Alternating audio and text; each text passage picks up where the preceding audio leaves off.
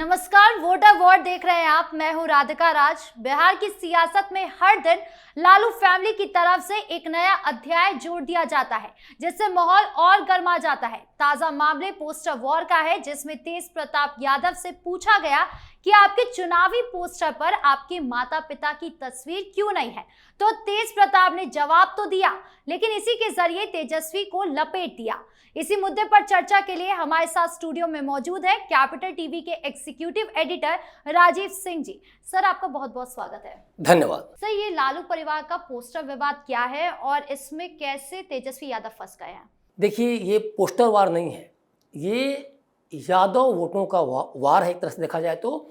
और दूसरी जो बड़ी बात है, ये बहुत ही चालाकी से तेज प्रताप यादव वोटों को तेजस्वी की तरफ देखा जाए तो नुकसान पहुंचा रहे हैं। जिस तरह से उन्होंने सवाल किया कि आप मुझसे सवाल कर रहे हो, लेकिन एक बार तेजस्वी से जाकर पूछो कि उनके पोस्टर पर राष्ट्रीय अध्यक्ष लालू यादव का और पार्टी की जो एक वरिष्ठ सदस्य हैं राबड़ी देवी, उनका फोटो क्यों नहीं है। तो ये महज एक सवाल नहीं था, बल्कि उन यादवों को एक मैसेज पहुंचाना था कि तुम्हारे जो पुरोधा है या तुम जिसे मानते हो और जिसे वोट देते हो, जिनका चेहरा देख के, और जो तुम्हारे लिए वर्षों से राजनीति करते आए हैं, उनका ही चेहरा तेजस्वी यादव ने अपने पोस्टर से गायब कर दिया है। और सिर्फ उन्हीं का नहीं, क्योंकि राष्ट्रीय अध्यक्ष के साथ साथ राबड़ी देवी का भी पोस्टर पे अब तस्वीर नहीं है। तो ये भी एक कहीं ना कहीं यादवों को उकसाने के समान है। और इसमें जो सबसे बड़ी बात है, इसके थोड़ा सा पीछे जाना होगा। जिस संजय यादव को लेकर लड़ाई चल रही थी कि बस के आगे वाली सीट पर बैठे हैं, वो सीट या तो लालू यादव के लिए था या फिर तेजस्वी यादव के लिए, तो वो संजय यादव कहीं ना कहीं इस पूरी लड़ाई में केंद्र में है और डायरेक्ट इनडायरेक्ट तेज प्रताप का निशाना भी उधर ही है और उनके माध्यम से तेजस्वी को वो घेर रहे हैं। अब ये संजय यादव का क्या है मामला, ये अचानक ऐसा नहीं है कि तेजस्वी के पोस्टर पर या राजद के पोस्टर पर लालू यादव नहीं है। ये बड़ी सोची समझी रणनीति है। संजय यादव का ये भरसक प्रयास रहा है कि जो जंगल राज के नाम से जो खौफ लोग खा रहे हैं और तेजस्वी को दोबारा सत्ता में लाने से डर रहे हैं, एक खौफ का पर्याय जिस तरह से राजद बन गई है या तेजस्वी भी लालू यादव के चेहरे के मार्फत बन गए हैं, तो उनको कहीं ना कहीं लालू यादव को पार्टी से या फिर पोस्टर से दूर रखा जाए और एक मैसेज दिया जाए कि लालू यादव को लेकर जो आप जंगल राज पार्ट 2 की बात कर रहे हैं, तेजस्वी में ऐसी बात नहीं है। और इसीलिए कहीं भी एक बार भी अपने पिता लालू यादव को लेकर वो कभी भी एक शब्द भी, चाहे वो राहुल की रैली की बात हो, चाहे तेजस्वी की खुद की बिहार अधिकार यात्रा की बात हो, उन्होंने कभी कुछ नहीं बोला। और एक जो दूसरी एक बड़ी बात है कि जिस तरह से पार्टी के अंदर, और पार्टी मतलब क्या है, लालू परिवार, और लालू परिवार मतलब पार्टी है, तो जिस तरह से लालू परिवार के अंदर या फिर कह सकते हैं पार्टी के अंदर घोर कलह मचे हुए पिछले कुछ महीनों से, चाहे वो मीसा भारती की बात हो, चाहे वो तेज प्रताप को पार्टी और परिवार से 6 साल के लिए बाहर करने की बात हो, या फिर जिस तरह से तेज प्रताप की जो अनुष्का शर्मा को लेके जो जिस तरह से वीडियो वगैरह लीक किया गया,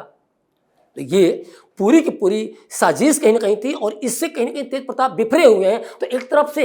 ये सवाल करके यादव तक मैसेज पहुंचा रहे हैं कि जो जयचंद परिवार के भीतर हैं या पार्टी के भीतर हैं, वे ये सब कुछ कर रहे हैं। और कहीं ना कहीं यादव जो है, यादवों के बीच में बहुत कुछ अच्छा नहीं चल रहा है और तेजस्वी इसके नुमाइंदे हैं। तो उनकी कोशिश है कि जिस तरह से हमें बदनाम किया गया, जिस तरह से हमें पार्टी और परिवार से बाहर किया गया, हाशिए पर ढकेला गया,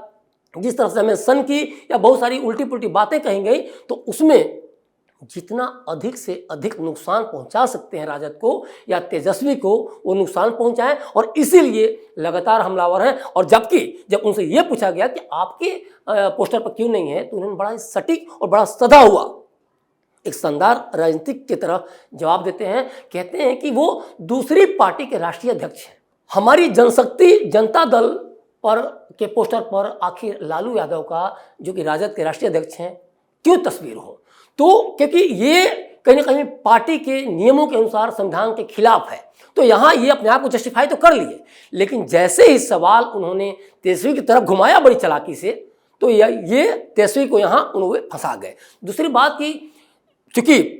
शुरू से ही जो राजनीति रही है एक तरह से राजद की यादव और मुस्लिमों को लेकर, तो ये कह के कहीं ना कहीं एक बड़ा मैसेज भी उन्होंने दे दिया कि अब सब कुछ सही नहीं चल रहा है लालू परिवार में या पार्टी में, और कहीं ना कहीं युवाओं को लेके या फिर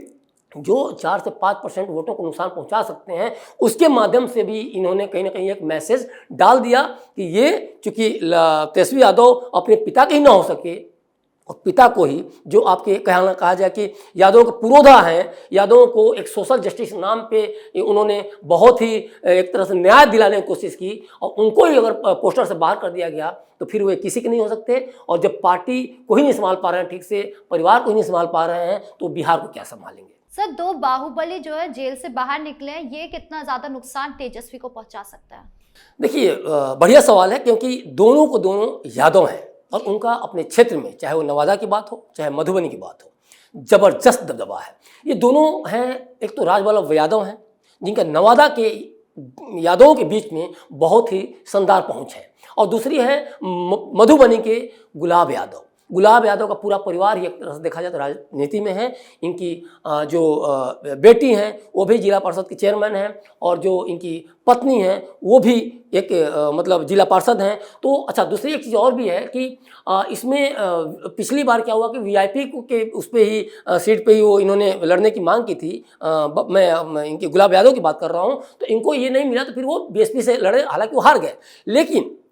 ये पैठ रखते हैं मधुबनी में, और ये बहुत बड़ा तेजस्वी के लिए झटका हो सकता है, क्योंकि उत्तर बिहार में देखा जाए तो यादवों का गढ़ है। और अगर इनकी अपील पर, क्योंकि जिस तरह से ये चुनाव के जस्ट पहले निकल के आते हैं जेल से, और जिस तरह से इनका दबदबा है यादवों के बीच में, और जिस तरह से तेज प्रताप पहले से ही मोर्चा खोले बैठे हैं, तो ये अगर यादव वोट संगठित होते हैं तो तेजस्वी यादव को बहुत बड़ा नुकसान पहुंचा सकते हैं, क्योंकि एक मैसेज तो जा ही रहा है कि तेजस्वी ठीक से यादवों को एकजुट नहीं कर पा रहे हैं। दूसरी एक बड़ी बात है, ओवैसी भी सीमांचल में खेमा ठोके हुए हैं, और वो कहीं ना कहीं सीमांचल में जिस तरह से अपना प्रभाव रखते हैं, पिछली बार जिस तरह से 2020 के विधानसभा चुनाव में 5 सीटों पर अपना झंडा लहराए थे, या फिर जिस तरह से सीमांचल में सबसे बड़ी पार्टी के तौर पर बीजेपी उभरी थी, और ये लोगों को शॉक्ड हो गए थे कि सीमांचल को तो कहा जाता है मुस्लिमों का गढ़, फिर बीजेपी कैसे यहाँ इतनी बड़ी पार्टी के तौर पर उभर गई। दूसरी बड़ी बात है कि ओवैसी भी हैदराबाद से आके 5 विधायकों को ले कर जीत जाते हैं। तो ये एक मैसेज छोड़े, क्योंकि शुरू से ही सीमांचल को देखा जाए तो राजद और कांग्रेस के मोनोपोली वाला एरिया माना गया, और ये माना गया कि कहीं ना कहीं मुस्लिमों पर इनकी पकड़ है, और यही जीत सकते हैं, और इन्हीं को जिताकर मुस्लिम भेज सकते हैं। लेकिन मैसेज क्या गया इन दोनों चीज से? मुस्लिम इन्हीं के कोर वोटर नहीं है, मुस्लिम भाजपा को भी वोट दे सकते हैं, मुस्लिम ओवैसी को भी वोट दे सकते हैं, और खास तौर पे जिस तरह से शुरू से ही राजद या कांग्रेस भाजपा को लेकर मुस्लिमों के अंदर डर बैठाती रही कि ये अगर आती है सत्ता में तो मुस्लिमों के साथ न्याय नहीं करेगी, देश से बाहर खदेड़ देगी, एनआरसी सीए इसी का लाया हुआ था जो मुस्लिमों को सही नहीं है, कई तरह के जो प्रोपेगेंडा शुरू से सेट किया जाता रहा। तो जब डेवलपमेंट की बात हुई, जब ये कोसी और अलकनंदा जैसी नदियों से जो बाढ़ग्रस्त जो एरियाज हैं सीमांचल के, जहाँ गरीबी, भुखमरी, अशिक्षा या जो वंचित और दबे कुचले शोषित लोग हैं, उनको जब डेवलपमेंट अपने कार्यों से भाजपा ऊपर लेके गई, और जब बताया कि विकास ये होता है, और हमारा ये मकसद नहीं है कि हिंदू कौन है मुसलमान कौन है, और हम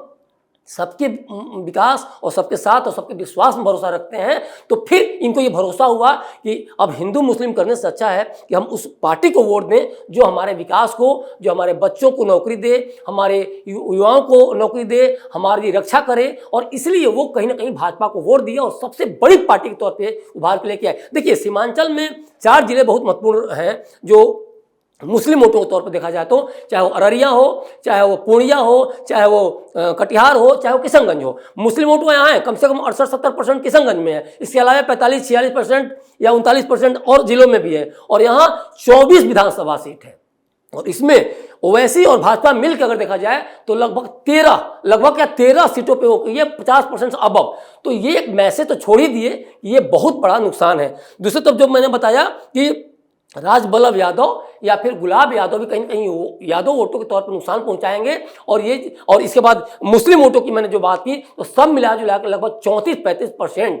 पे इनको कहीं ना कहीं नुकसान हो सकता है। और एक तरफ ये भी देखा जाए और इन्हीं वोटों के आधार पर मुस्लिम और यादव समीकरण के आधार पर 1990 में राजद कहीं ना कहीं फूली फली और कहीं ना कहीं 15 साल तक लालू यादव सत्ता में रहे। सेंटर में भी इनका अगर दबदबा रहा तो इन्हीं वोटरों के आधार पर रहा और इन्हीं वोटों के आधार पर रहा। और ये अब कहीं ना कहीं छिटकता हुआ दिख रहा है क्योंकि तेजस्वी इन चीज़ों को बांध नहीं पा रहे हैं। रोहिणी आचार्य का भी मामला बीच में आया था और अभी भी है। देखिए कहीं ना कहीं वो असंतोष है,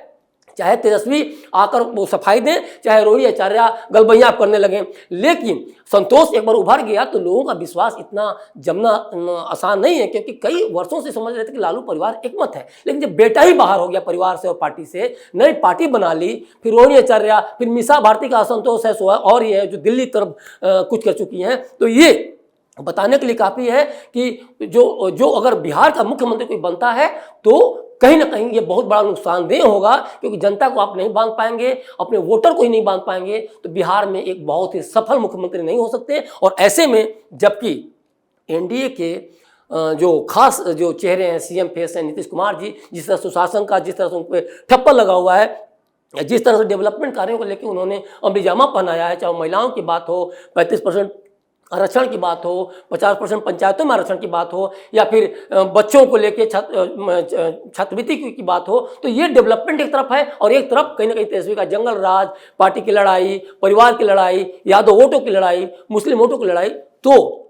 तय मानिए इसमें इनको तेजस्वी को बहुत बड़ा बिहार में झटका लगना है, इसकी पूरी संभावना बनती है। जी, इस मुद्दे पर ज्यादा जानकारियों के लिए आपका बहुत बहुत धन्यवाद। धन्यवाद। तो बिहार की राजनीति इस बार यादव वोटों के नजरिए से पूरी तरह नए सिरे से परिभाषित होने जा रही है, इसमें कोई शक नहीं। लेकिन इसका सबसे बड़ा झटका राजद यानी तेजस्वी यादव को लगेगा और यह साफ है कि महागठबंधन को इससे भारी नुकसान उठाना पड़ सकता है। आपकी इस पूरे मामले को लेकर क्या राय है, कमेंट बॉक्स में जरूर बताएं। वीडियो को लाइक करें, शेयर करें और चैनल को सब्सक्राइब करना ना भूलें। धन्यवाद।